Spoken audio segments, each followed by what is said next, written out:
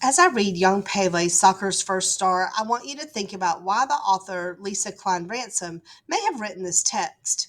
Was it to entertain us, to teach us, or persuade us? I'm excited to learn about Soccer's First Star.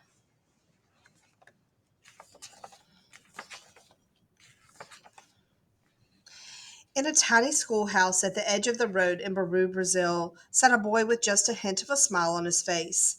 He stared straight ahead at the chalkboard as his teacher spoke, but his mind was miles away.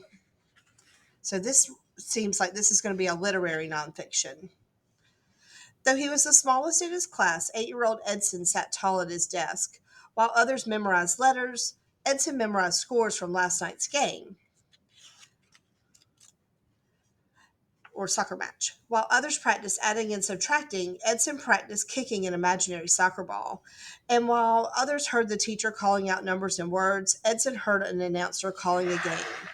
With just seconds left, Edson takes the ball, past one defender and then another, and now he's all alone. Only the goalie between him and the goal. Edson, Edson, Edson, the fans shouted. But Edson stays focused. He bears down. He drives a kick to the right. The ball hits the goalpost, spins back, and flies through the goalie's hand straight into Edson de Nascimento. How many times must I call on you? His teacher leaned in closer. Now you'll have to learn the hard way. Move! Edson walked past his classmates' desk, past their snickers and their whispers, to a corner where he knelt and waited. The final school bell would ring soon and he would go home and practice. In Edson's backyard, a torn, dirty net hung in the shade of a mango tree. A group of boys huddled there, struggling to figure out a team name. Suggestions were made and shot down, but then one name was shouted out, and everyone knew it was perfect. September 7th it would be, after Brazil's National Day of Independence. Each afternoon, the team practiced in Edson's backyard or along the potholed roads and the dirt-packed fields, kicking up clouds of dust so thick the players could barely see the ball. As daylight faded, mothers' voices called the boys home one by one. Cernyenko, Nino, Shore, Luciano, Dino, Valdo, Edson. See you tomorrow.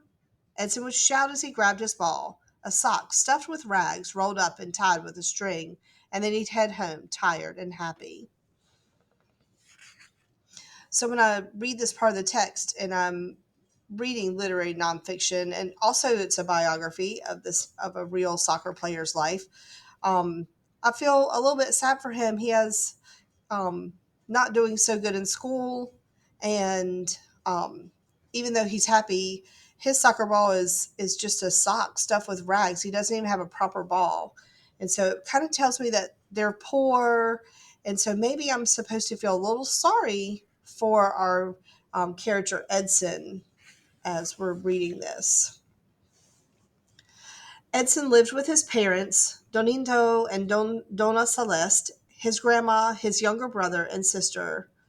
Doninto had once been a fine soccer player, but a knee injury had destroyed his dream of playing for a pro team. After supper and into the night, he and Edson would listen to matches on the radio, straining to hear the announcers through the static. Going up, across two, beautiful kick, goal! Donna Celeste stayed away fussing about the two of them wasting their time. When Edson finally went to bed, he'd close his eyes and then fast forward to all the plays he'd try and practice the next day. If I pass to Nilo and then fake left past Shota, Nilo can kick a high pass back to me and I'll head it straight to the goal.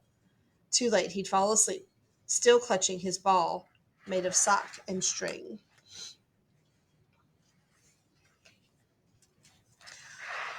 On the way to school every morning, Edson liked to kick one rock and then another until he was kicking rocks from side to side, dribbling around people's feet and into potholes. Score!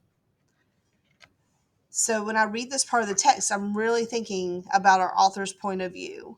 I'm going to pause the video and restart from the middle to the end of the book.